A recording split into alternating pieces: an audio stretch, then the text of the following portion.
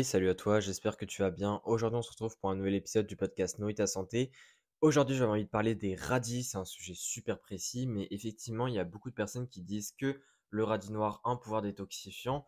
Et j'avais envie du coup de répondre à cette question dans cet épisode de podcast, même si je pense que c'est un sujet quand même qui va être assez rapide à détailler. Donc, j'ai fait mes recherches effectivement sur le radis, donc que ce soit sur le radis comme on le connaît généralement, donc le radis un petit peu rose, etc., mais également sur le radis noir.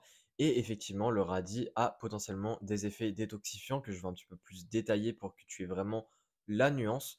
Alors, je ne vais pas parler ici vraiment de la composition nutritionnelle en dehors de cet aspect détoxifiant, puisque encore une fois, au niveau des macronutriments, le radis reste un légume, c'est-à-dire que c'est principalement des glucides, en plus c'est très très pauvre en calories, donc il n'y a pas vraiment de choses particulières à dire au niveau de ça.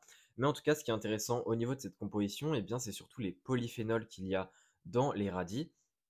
Alors, il faut savoir que les polyphénols sont des molécules qui sont assez nouvelles au niveau de la science, c'est-à-dire qu'on ne sait pas encore tout là-dessus. On les étudie de plus en plus, en fait, on n'en sait pas beaucoup par rapport à beaucoup d'autres choses en nutrition. Et donc, ça fait qu'on les étudie énormément, puisque dans certains aliments, comme notamment les radis justement, il y a beaucoup de polyphénols et qu'on sait déjà que les polyphénols ont quelques intérêts pour la santé. On a déjà prouvé certains intérêts que je vais expliquer après. Mais voilà, en tout cas, les radis sont riches en polyphénols. Et d'ailleurs aussi, avant que je commence, le radis, en dehors du pouvoir détoxifiant, eh bien, dans certaines cultures, il est aussi utilisé pour des assistances au niveau de la digestion, en tant que laxatif, tout simplement pour aider la digestion. Et ça, c'est quelque chose, alors je sais pas trop si c'est vrai ou si c'est placebo. J'ai pas trop fait mes recherches à ce niveau-là, au niveau des cultures précises, les intérêts que ça pourrait avoir. Mais en tout cas, les radis ont déjà un petit peu des réputations selon les cultures. Donc ça, c'est toujours intéressant de le savoir. Au niveau des polyphénols, alors déjà, première chose très très importante, c'est que les polyphénols sont surtout présents, comme pour la plupart des aliments, dans la peau de l'aliment et non pas dans la pulpe. Donc, ce qui fait que lorsque tu manges ton radis, selon comment tu le manges, eh bien, tu auras beaucoup moins de polyphénol puisque peut-être dans certains cas, tu vas enlever la peau, notamment le radis noir. Alors, c'est important de le comprendre puisque, encore une fois, notamment dans les études, enfin dans certaines études que j'ai lues, etc., on prenait aussi en compte la peau, c'est-à-dire qu'on essayait de quantifier la quantité de polyphénol, etc., mais on prenait aussi la peau en compte alors que parfois la peau n'est pas du tout consommée.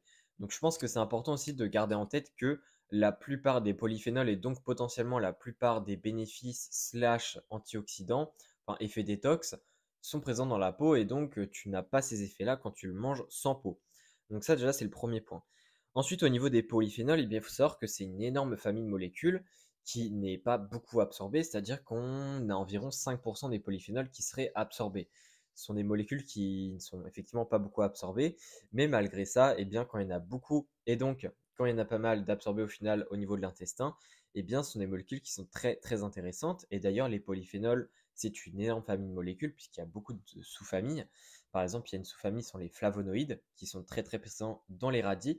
Et parmi les flavonoïdes, il y a une autre famille, donc une sous-famille, qui sont les anthocyanines, qui sont aussi présentes dans les radis. Et d'ailleurs, cette famille-là, donc d'anthocyanines, ils sont très réputés comme ayant un fort, fort, fort pouvoir antioxydant et donc on pourrait presque dire un effet détoxifiant pour les personnes qui aiment ce mot. Mais voilà, en tout cas, il y en a certains qui ont vraiment un fort pouvoir antioxydant et d'autres anthocyanines ont par exemple un pouvoir qui donne la couleur rosée au radis, comme par exemple le pélaganidine et également le cyanidine qui ont un intérêt dans la pigmentation, on pourrait dire, du radis. Donc voilà, donc déjà ça, il y a beaucoup, beaucoup, beaucoup, beaucoup de molécules dans le radis, beaucoup de polyphénols, et les anthocyanines, en tout cas, seraient des molécules qui auraient un fort, fort, fort intérêt et impact au niveau du radis sur le pouvoir antioxydant. Au niveau des effets bénéfiques pardon, des polyphénols, donc pas que des anthocyanines, eh bien, il y a à la fois le fait que ça diminue les taux de cholestérol. Ça, on le sait déjà, mais en tout cas, les polyphénols s'attachent au cholestérol et l'empêchent d'être absorbé. Donc effectivement, le polyphénol ne sera pas aussi absorbé, mais en tout cas, il aura permis, en s'attachant au cholestérol, de diminuer tes taux de cholestérol à long terme, ce qui est très très bénéfique pour la santé.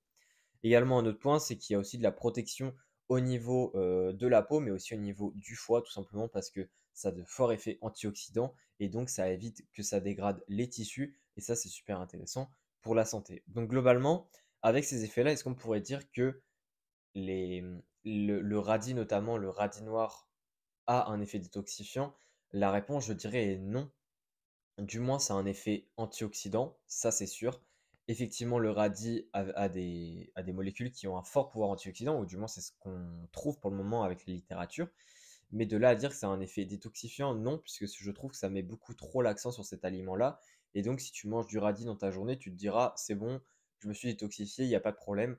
Alors qu'encore une fois, c'est un aliment, et un aliment en lui-même, dans une journée, ne peut pas régner. C'est-à-dire que c'est vraiment ton alimentation dans sa globalité qui compte, et c'est pas seulement un seul aliment. Donc, je dirais que se mettre cette idée que c'est détoxifiant, ce n'est peut-être pas la bonne idée. Il faut plutôt se dire que ça a des effets intéressants, que ça a des polyphénols, dont certains qui ont un aspect antioxydant. Il ne faut pas non plus monter trop le truc en se disant que c'est totalement détoxifiant. Je pense que ça serait vraiment pas la bonne idée de voir les choses. La bonne façon plutôt.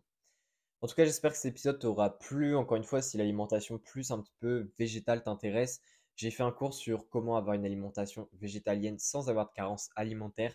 Si ça t'intéresse, eh bien, je t'invite vraiment à cliquer sur le premier lien dans la description de l'épisode du podcast pour aller voir mon cours. Et si tu as des questions à ce niveau-là, n'hésite pas à m'envoyer un message. Et sinon, on se dit à la prochaine pour un nouvel épisode. Allez, ciao!